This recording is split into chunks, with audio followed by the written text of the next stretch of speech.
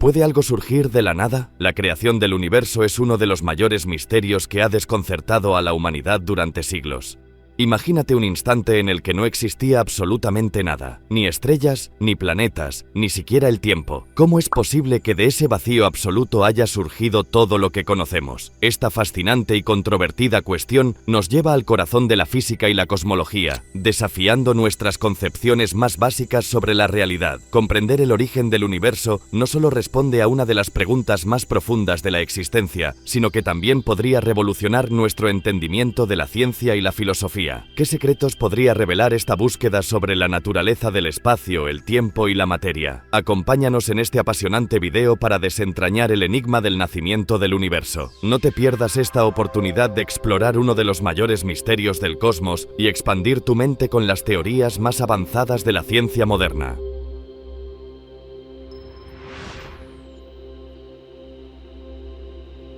Imagina la nada. ¿Qué ves? Podrías imaginar un vacío, una región del universo desprovista de toda materia y radiación. Pero ve más allá. Trata de pensar en una verdadera nada, una nada absoluta. Esta nada no solo está vacía, sino desprovista de espacio y tiempo.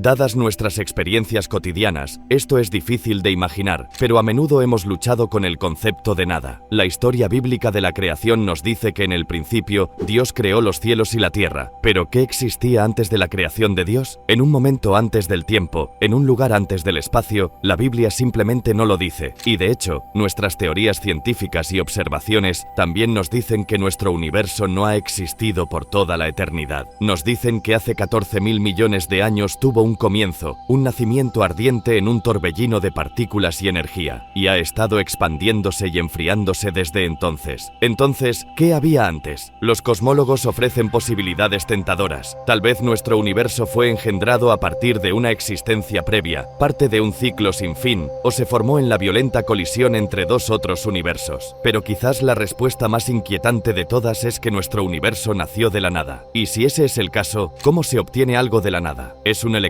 tan real como 1 o 2? Cuando los campos eléctricos o magnéticos están en cero, ¿siguen estando los campos allí? Estas podrían parecer preguntas extrañas, pero a principios del siglo XX, nuestra noción de la realidad física se había vuelto algo difusa. El universo rígido y mecánico de Newton había sido reemplazado. Einstein había puesto el espacio y el tiempo de cabeza con su teoría de la relatividad, y los experimentos mostraron que el mundo de lo muy pequeño estaba gobernado por un conjunto de leyes físicas totalmente nuevas. En el mundo de los átomos y los electrones, los físicos hablaban no de certezas, sino de probabilidades. Probabilidades gobernadas por reglas completamente nuevas, las matemáticas de la mecánica cuántica. Pero esta no es la forma en que vemos el mundo. Nuestro mundo macroscópico y a gran escala es uno gobernado por certezas, por cosas, por la razón y la lógica. La nada es nada, algo es algo. Y cuando pones tu taza de café sobre la mesa, se queda allí cada vez. Sin embargo, el mundo distante de lo muy pequeño, el mundo de la cuántica extraña en el que algo puede nacer de la nada y la materia puede atravesar la materia, tiene más efectos sobre nosotros y sobre todo el universo de lo que podríamos pensar. Werner Heisenberg tenía un terrible caso de fiebre del heno. Como joven físico, había estado tratando de entender el paisaje rápidamente cambiante de la física de principios del siglo XX. Durante meses,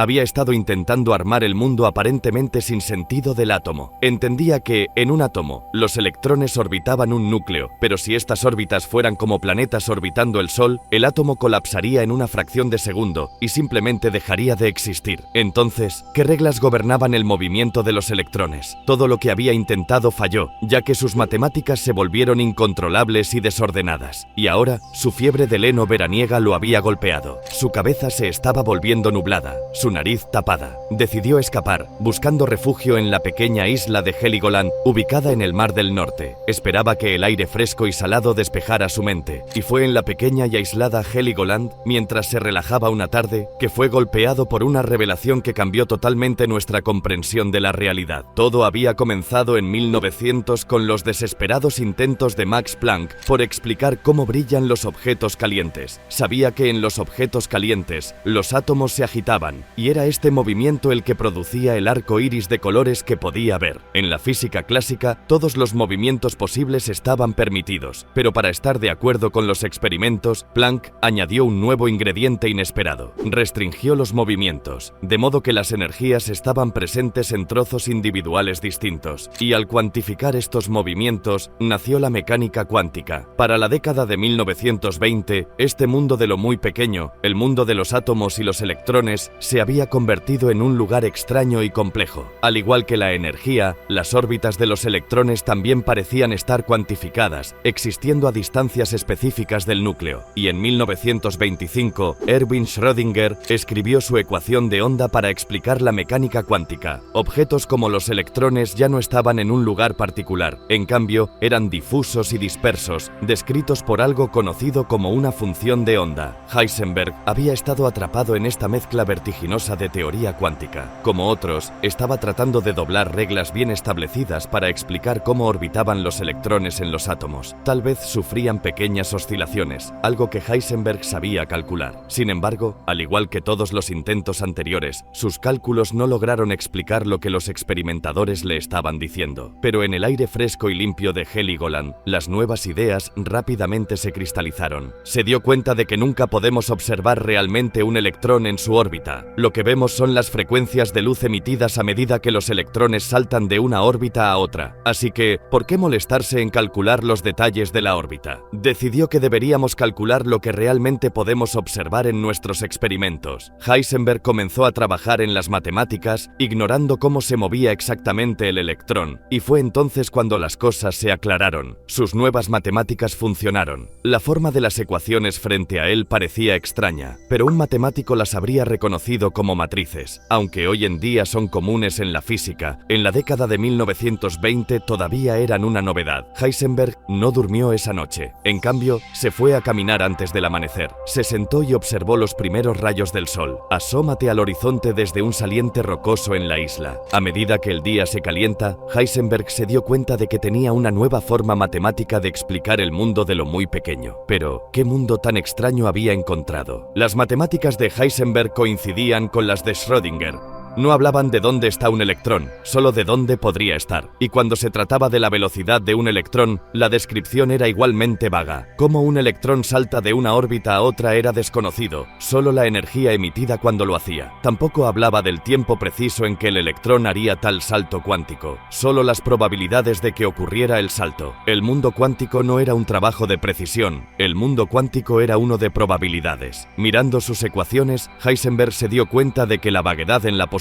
y la velocidad estaban, de hecho, relacionadas. Vio que cuanto más precisamente podemos discernir la posición, menos ciertos estamos de la velocidad. Y si intentamos determinar con precisión la velocidad, la posición es más difusa. Imagina que pones un electrón en una caja diminuta. En el mundo clásico, el electrón felizmente rebotaría en las paredes. Si enfrías el electrón, se moverá más y más despacio. Eventualmente podrías enfriarlo hasta el cero absoluto y se quedaría quieto, sin moverse. Pero el principio de incertidumbre de Heisenberg significa que en la mecánica cuántica esto está estrictamente prohibido. Como sabemos dónde está confinado el electrón dentro de las paredes de la caja, hay un límite difuso a lo que podemos saber de su velocidad. No importa lo que hagamos, la física cuántica nos impide enfriar un electrón hasta el cero absoluto. Por mucho que lo intentemos, siempre habrá algún movimiento residual. Además, como la posición y la velocidad, la energía y el tiempo no son cosas precisas en la física cuántica. Y al igual que la posición y la velocidad, cuán bien puedes determinar una está relacionada con cómo determinas la otra. La energía de las cosas puede fluctuar con el tiempo, con pequeñas cantidades apareciendo y desapareciendo en escalas de tiempo diminutas y, muy brevemente, rompiendo la ley de la conservación de la energía. Esto significa que incluso el espacio vacío se mueve, una energía residual en el vacío que siempre está allí, conocida como el vacío cuántico. Esto llena todo el universo, ya que las partículas virtuales parpadean dentro y fuera de la existencia. Y así, en el mundo cuántico, el espacio vacío no está realmente vacío. La nada, resulta, es algo. El principio de incertidumbre de Heisenberg es una ley fundamental del universo y, sin embargo, parece desconectado de nuestra realidad a gran escala. Pero, como veremos en la próxima etapa de nuestro viaje, la física de lo muy pequeño tiene grandes implicaciones para el cosmos, desde nuestra propia existencia hasta el nacimiento del universo mismo. Para entender el papel de la mecánica cuántica en el universo, tendremos que pensar en nuestro Sol.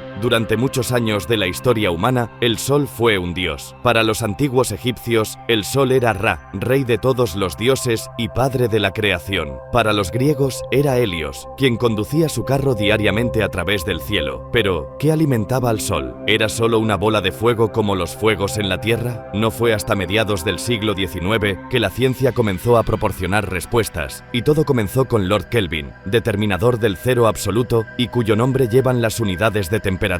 Estaba considerando cuán viejo era el Sol. Con la física de la época, Kelvin dedujo que nuestra estrella era una inmensa bola de gas caliente comprimida a altas temperaturas por su propia gravedad, y solo había tanta masa en el Sol para mantenerlo. Parece en su totalidad más probable que el Sol no haya iluminado la Tierra durante 100 millones de años, y casi seguro que no lo ha hecho durante 500 millones de años. En cuanto al futuro, podemos decir con igual certeza que los habitantes de la Tierra no pueden seguir disfrutando de la luz y el calor esenciales para su vida por muchos millones de años más, a menos que fuentes ahora desconocidas para nosotros estén preparadas en el gran almacén de la creación. Esta estimación desalentó a geólogos y biólogos. Simplemente dejaba demasiado poco tiempo para la erosión de los continentes o la evolución de los animales. Pero Lord Kelvin no sabía sobre la física del núcleo. Para el siglo XX, los físicos se habían dado cuenta de que los átomos tenían una estructura definida. Los electrones con carga negativa orbitan un núcleo compuesto de protones positivos y neutrones neutros, pero el núcleo atómico es diminuto, miles de veces más pequeño que el átomo mismo, por lo que debe estar presente una fuerza inmensa para contrarrestar la repulsión mutua de los protones apiñados en el pequeño volumen nuclear. Sin imaginación, los físicos llamaron a esto la fuerza fuerte, y si esta fuerza pudiera aprovecharse en reacciones nucleares, se liberaría energía. Pronto, los experimentadores estaban chocando átomos y brotaba una copiosa cantidad de energía. Eventualmente, en 1920, el astrónomo de Cambridge, Arthur Eddington, unió 2 y 2. Decidió que el poder de las estrellas residía dentro de los núcleos de los átomos. Las estrellas, incluido nuestro Sol, son principalmente hidrógeno, el elemento más simple del cosmos. A lo largo de la década de 1930, los físicos se dieron cuenta de que la luz estelar debía generarse por fusión nuclear. Esto es cuando elementos más ligeros como el hidrógeno se unen por la fuerza fuerte en elementos más pesados. Pero ¿cómo funcionaba esto? Claramente, había dos fuerzas de las que preocuparse. Primero, la fuerza fuerte, responsable de unir los núcleos. Pero la fuerza fuerte solo actúa en distancias muy cortas. Dos núcleos deben esencialmente tocarse para que la fuerza fuerte los una. Como los núcleos están compuestos de protones con carga positiva, se repelen a través del electromagnetismo. Para que la fusión funcione en el Sol, los núcleos deben ser lanzados juntos lo suficientemente fuerte como para superar la repulsión electromagnética, y para que la fuerza fuerte se agarre. Pero hay un problema.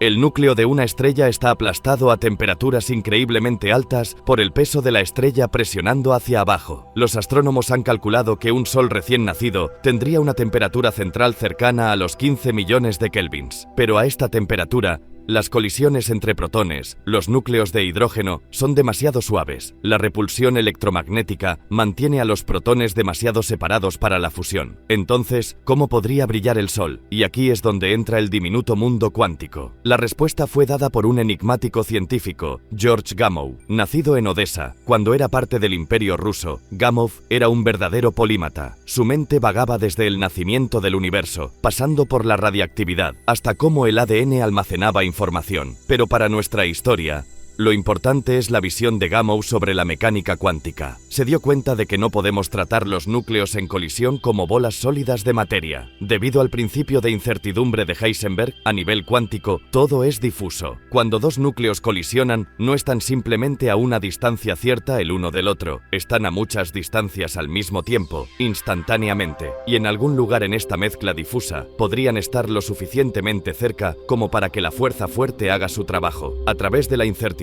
cuántica, los dos núcleos superan la barrera de la repulsión electromagnética, permitiendo que se fusionen y liberen su energía nuclear. Este túnel a través de barreras aparentemente impenetrables es una característica del mundo cuántico, y es esto lo que permite que el Sol brille. Siguiendo estas revelaciones, a lo largo de los años 40 y 50, los astrónomos desentrañaron gradualmente las vidas secretas de las estrellas. Impulsados por el auge de la investigación nuclear durante la Segunda Guerra Mundial, reunieron la compleja red de combustión nuclear, primero desde el hidrógeno simple hasta el helio, luego el helio en berilio y carbono, y luego hacia elementos más pesados. Pero incluso con la ayuda de la física cuántica, las reacciones nucleares son caprichosas. Se necesitan estrellas muy masivas para crear elementos más pesados a partir del carbono y el oxígeno, y hasta el hierro. Es solo en sus núcleos, aplastados a temperaturas y densidades inmensas por su peso, donde pueden ocurrir las condiciones extremas necesarias para esta combustión nuclear. Estos elementos son esenciales para nuestra existencia en el universo, pero por supuesto, son inútiles encerrados y enterrados profundamente dentro de las estrellas. Es solo al final de la vida de una estrella cuando los elementos pueden liberarse, y al igual que el aparentemente pequeño e irrelevante mundo macroscópico de la mecánica cuántica les da luz, puede propulsar estos elementos hacia el cosmos de manera espectacular. El neutrino es una partícula curiosa con prácticamente ninguna masa y ninguna carga, y por lo tanto es invisible a todos los campos eléctricos y magnéticos. También es ciego a la fuerza fuerte que une los núcleos de los átomos. De hecho, los neutrinos solo sienten la fuerza débil, la más extraña de todas las fuerzas cuánticas fundamentales. Propuesto por Wolfgang Pauli en la década de 1930, debido a su increíble elusividad, no sería hasta 25 años después cuando los neutrinos finalmente fueron capturados en un experimento. Esto se debe a que, con solo interacciones cuánticas de fuerza débil, el neutrino simplemente ignora la mayor parte de la materia. Viajará felizmente a través de un año luz de plomo antes de que haya una posibilidad de que interactúe con un solo átomo.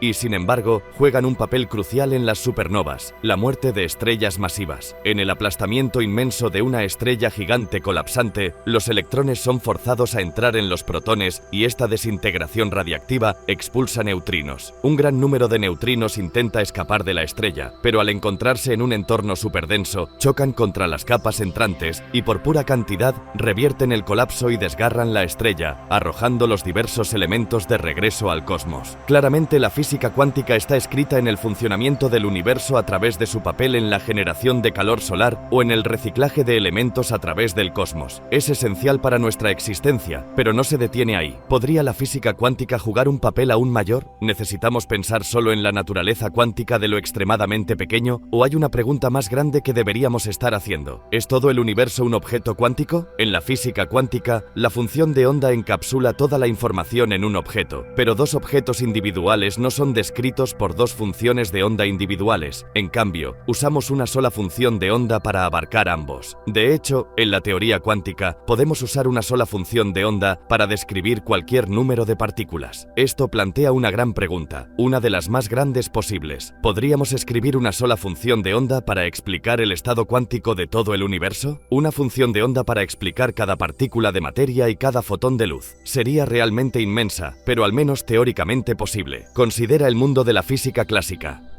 Imagina que pudieras conocer la ubicación precisa y la velocidad de cada átomo y fotón en un instante particular. Impráctico, pero posible en teoría. Con esta información podrías usar las leyes de la física para calcular dónde estará cada partícula en el futuro. Esto se debe a que la física clásica es determinista y, con ella, el universo funciona como un reloj. El futuro está completamente escrito en el tejido del presente. La física cuántica, por otro lado, se basa en probabilidades. Conocer la función de onda hoy medirá la función de onda de mañana, pero no un único mañana definido, sino una serie de posibles mañanas. ¿Cuál de estos sigue el verdadero camino futuro del universo? Los físicos no están seguros, y en la década de 1950, Hugh Everett III propuso una solución radical. En su punto de vista de los muchos mundos, decidió que no había un solo futuro para el universo. Allá afuera, en este multiverso de universos, hay otras versiones de ti. En algunos universos podrías haber ganado la lotería, en otros podrías ser una estrella de rock o un actor famoso, y por supuesto en algunos eres absolutamente idéntico. Las ideas de Everett eran demasiado radicales para la época y no fueron apreciadas. Eventualmente, dejó la ciencia, pero la noción de una función de onda para todo el universo no se fue con él. Incluso Stephen Hawking se preguntó si un universo cuántico podría resolver uno de los grandes misterios, a saber, si el universo tuvo un comienzo. Trabajando con Jim Hartle, dedujo que, en el universo temprano, la naturaleza cuántica del tiempo era indistinta. Con esto, el tiempo tiempo realmente solo llegó a existir cuando el universo se volvió más distinto. La singularidad que acosaba a la cosmología clásica escrita en la relatividad simplemente no ocurrió porque no había tiempo real en el que pudiera haber ocurrido. Como puedes imaginar, no todo el mundo está contento con esta imagen, y el debate continúa siendo intenso. Y de hecho, esa no es la única forma en que la física cuántica ha estado implicada en el comienzo de nuestro universo. Para saber más, debemos viajar en el tiempo, de vuelta al primer billonésimo de segundo de existencia.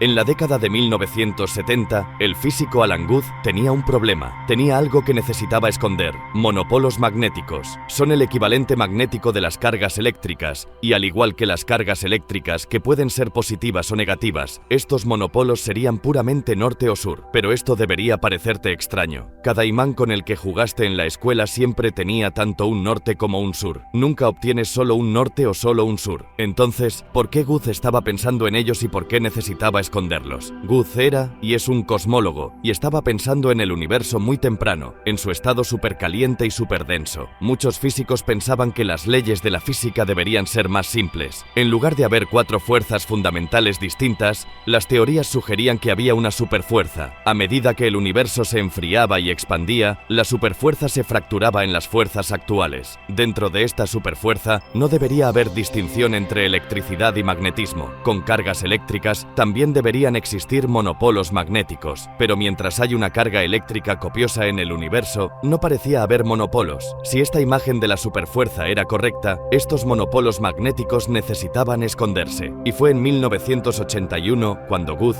dio con una solución intrigante. ¿Y si el universo experimentó una ráfaga rápida de expansión cuando era muy joven? Esta rápida inflación del universo diluiría el número de monopolos y, con quizás un monopolo en todo el universo observable, serían indetectables. Al observar sus ecuaciones, Guth vio que esta inflación podría explicar algunas otras características del universo. Primero, ¿por qué parece ser tan suave? Cuando miramos el universo a gran escala, de millones a miles de millones de años luz, parece ser el mismo en todas partes. ¿Por qué debería ser así? Simplemente por fluctuaciones aleatorias, algunas regiones deberían ser más densas, otras menos. Guth se dio cuenta de que su inflación inflaba un pequeño trozo de espacio al tamaño del universo a nuestro alrededor. Y como este pequeño trozo era tan pequeño, habría sido bastante suave, y su suavidad nos da la suavidad de los cielos. Y aquí nuevamente es donde el mundo cuántico levanta la cabeza. Este fragmento inicial de espacio liso todavía habría albergado un vacío cuántico dentro de él. La incertidumbre de Heisenberg todavía habría traído energía y materia dentro y fuera de la existencia. Y cuando el universo se infló, estas diminutas fluctuaciones habrían quedado congeladas en el espacio. Al finalizar la inflación, su energía se vertió de nuevo en el universo como materia y radiación, y las fluctuaciones cuánticas congeladas resultarían en un poco más de materia en un lugar que en otro. Estas diferencias eran diminutas, menos de una parte en 1000 millones, pero a medida que los fuegos del nacimiento cósmico se apagaban, la gravedad comenzó a desempeñar su papel. Pequeñas sobredensidades comenzaron a atraer materia de sus alrededores, y grupos de materia y gas comenzaron a acumularse hasta que, unos pocos cientos de millones de años después del Big Bang, eran lo suficientemente densos como para formar las primeras estrellas.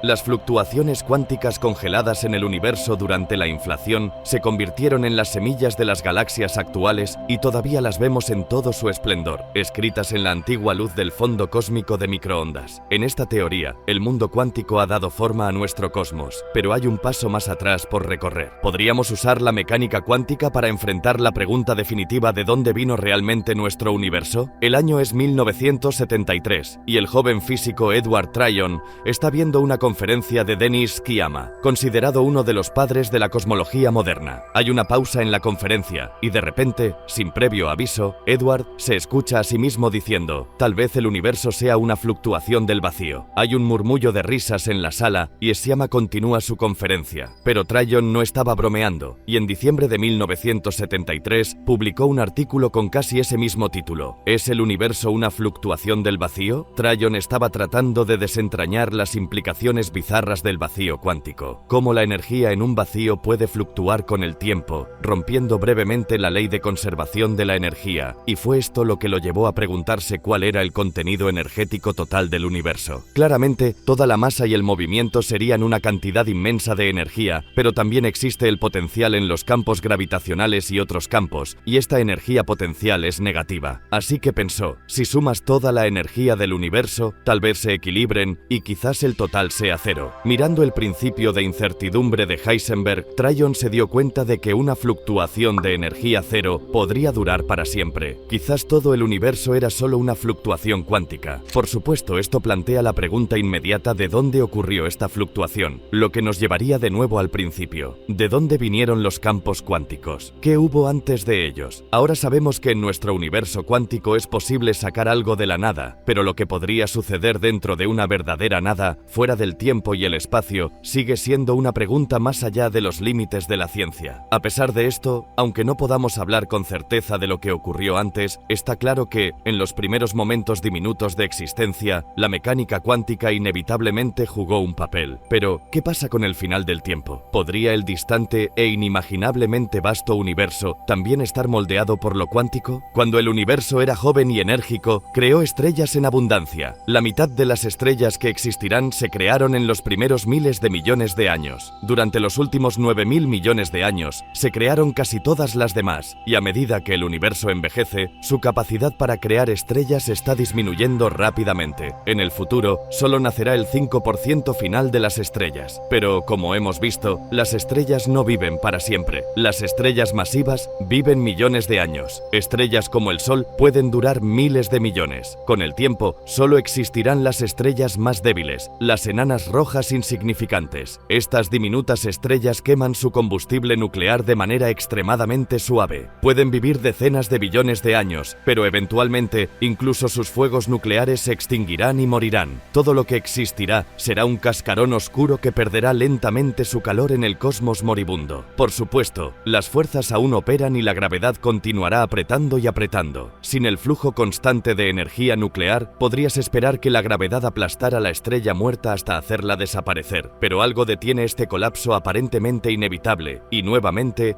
el principio de incertidumbre de Heisenberg es la fuente. A medida que la estrella se enfría y pierde su energía, en su núcleo, la gravedad aprieta los electrones y los protones más cerca entre sí. Para cualquier electrón individual, el espacio en el que puede moverse se hace más y más pequeño. En términos de física cuántica, el electrón está siendo confinado a un volumen diminuto, y esto significa que nuestro conocimiento de la velocidad del electrón se vuelve mayor y mayor. Incluso a una temperatura de cero absoluto, la mecánica cuántica asegura que los electrones sigan moviéndose, lo que significa que los electrones ahora tienen una presión cuántica conocida como presión de degeneración que detiene el colapso gravitacional, y así, las estrellas muertas se sientan en la oscuridad por la eternidad, pero no del todo. En escalas de tiempo inmensas, surge la cuestión sobre la estabilidad misma de la materia. Mientras que los protones parecen eternos, hay indicios de que no lo son. Algunos científicos piensan que podrían existir otras fuerzas no detectadas escondidas en el universo. En escalas de tiempo de 10 a la potencia de 36 años, su presencia podría hacerse evidente. La acción de estas fuerzas podría causar que los protones se desintegren en partículas más simples, y así, finalmente, la materia en las estrellas muertas simplemente se desintegraría en la oscuridad. Una vez que se hayan ido, solo quedarán los agujeros negros. A primera vista, siendo solo distorsiones en el tiempo y el espacio, estos podrían parecer imperceptibles, pero la física cuántica asegura que su tiempo también está limitado. El culpable, nuevamente,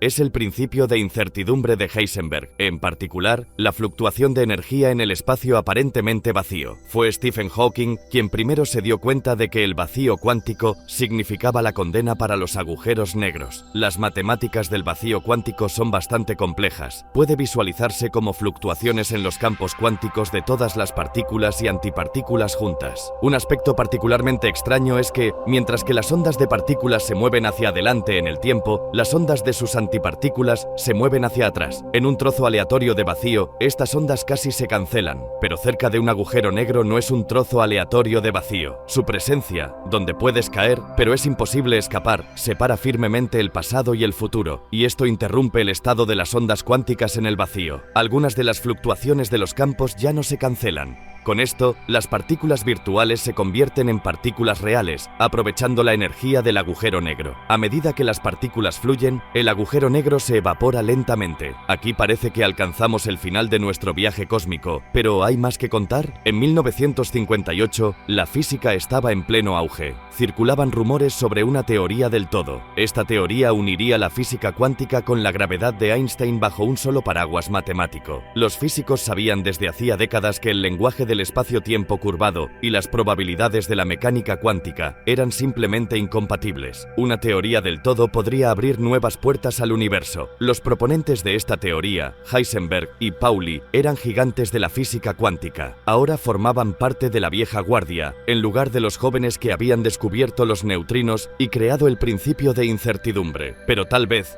solo tal vez, juntos habían atravesado la niebla matemática y resuelto el problema. Pauli fue invitado a hablar sobre esta nueva teoría en la Universidad de Columbia. Un grupo de físicos viajó desde Princeton para escuchar al gran hombre explicar sus ideas. Pero a medida que la conferencia avanzaba, todos en la sala se dieron cuenta de que era una causa perdida. La idea de que todas las partículas son en realidad diferentes formas de una única partícula, verdaderamente fundamental, no podía ser correcta. Freeman Dyson dijo que fue como ver la muerte de un animal noble.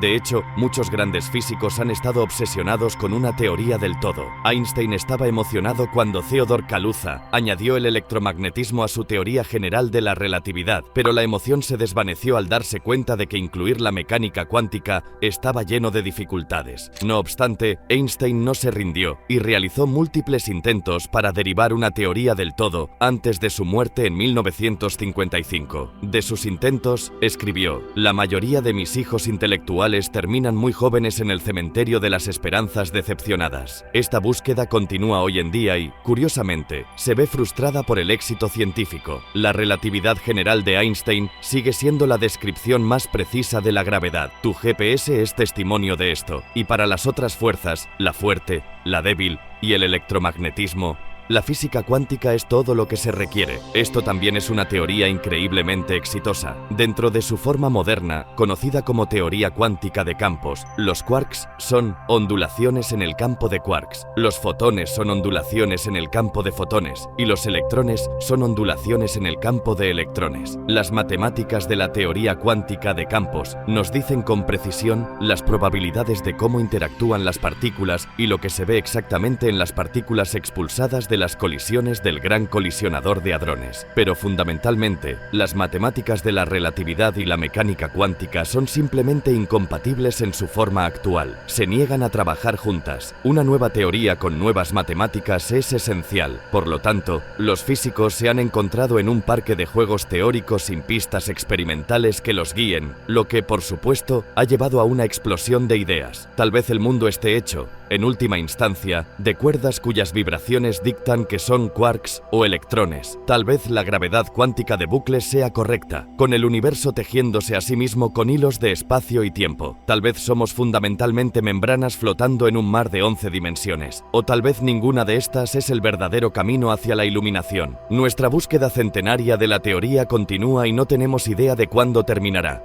Pero imaginemos, pretendamos que tenemos nuestra teoría del todo, gravedad y física cuántica escritas en un solo lenguaje. ¿Qué secretos del universo revelaría? El primer lugar donde miraríamos sería en los agujeros negros. Con solo la relatividad general, toda la masa en un agujero negro se comprime en un solo punto de densidad infinita, y las infinitas realmente no tienen lugar en las teorías físicas. La esperanza es que dentro de la teoría del todo, esta infinita nunca ocurra, impedida por la acción de lo cuántico. Y hay otra infinita que acosa la relatividad de Einstein, la infinita en el nacimiento del universo. En el momento de la creación, la densidad cósmica era infinita, y es esta infinita la que nos impide mirar antes del Big Bang. Nos impide saber de dónde vino nuestro universo. Nos impide saber qué vino antes. Con suerte, la teoría del todo abrirá esta puerta cerrada. Tal vez revele que nacimos de una encarnación previa, un universo antes del nuestro. Tal vez descubramos que estamos perdidos en el multiverso, solo un universo entre muchos otros. O tal vez abramos la puerta para encontrarnos mirando al abismo, una aberración nacida de una fluctuación aleatoria, nuestra existencia poco más que un sueño cuántico contra un telón de fondo de una nada interminable. Llegados aquí, ¿acaso no has visto este otro documental sobre el espacio? Yo no me lo perdería,